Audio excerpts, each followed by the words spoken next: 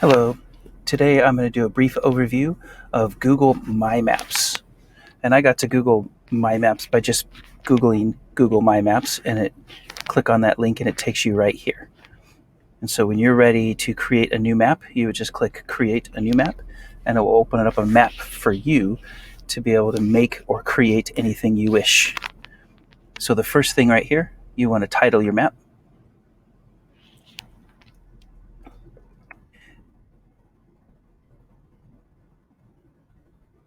My favorite places. You can add a description if you want, or leave that blank. And now my map is now called My Favorite Places. So right here, you have the first layer here that we can start adding to, and you can add in many different ways. I can zoom in on the place that I want, and then I can place my own marker here. And so my favorite places, I really enjoy Death Valley here. So I can add a marker right there, and I can call it Death Valley. Click save. I can also add a description here if you want. And then now my pin is in. I can change the color of the pin by clicking here. I can even put on an icon here, and they even have a lot more icons that you can choose from. So right here, I could do a picnic right there and click OK, and then that becomes your icon. You can also edit this again, change the name, add a description. You can also add an image, and you'll have all the choices up here. Google search image is nice and easy.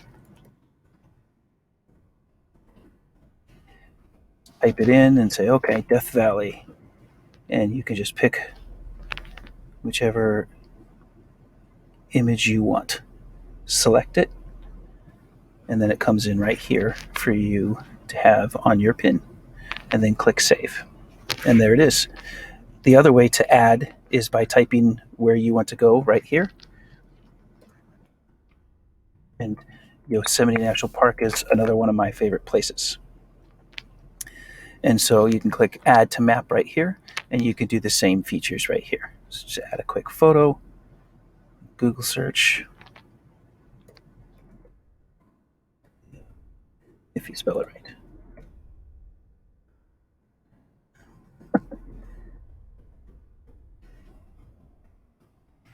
And then that one looks good.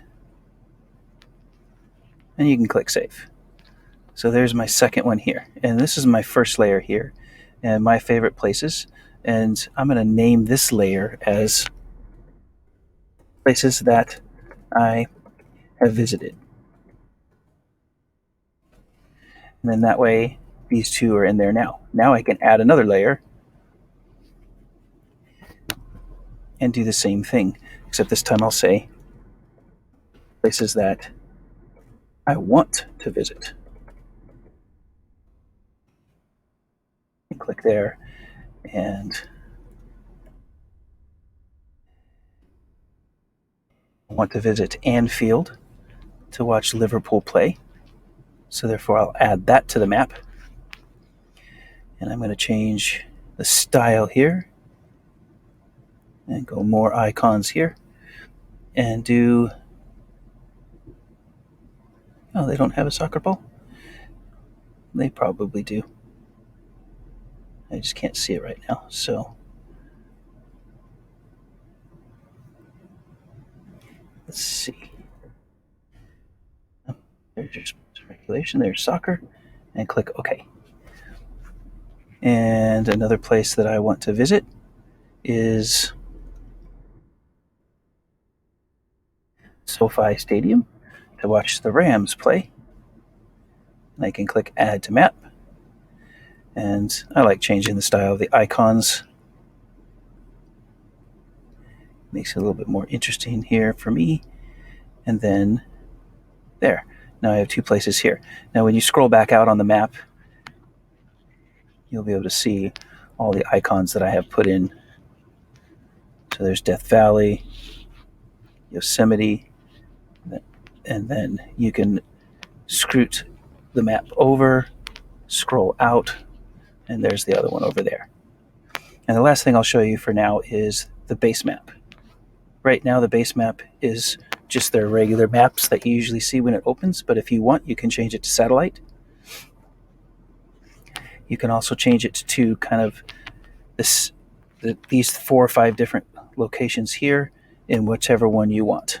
So you can add a little bit of terrain to it. You can have the whitewater version. This will be your preference here. So many things that you can do here. One of the things that you can do here, and I'll click back on one that I've already opened, is I use this with my history, and I have the different ancient Mesopotamia empires here. So if I unclick a couple of them, you can see how this is just the Akkadian Empire. And then all I did here was to draw a line.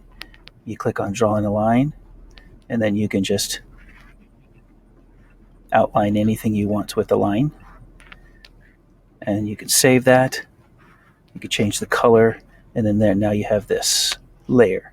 So with my class, I had them complete the different empires, and they traced them around to see how the different empires in ancient Mesopotamia were. So it's really endless how you can use this in a classroom, and you could just go and explore and have fun with it. Thanks for listening.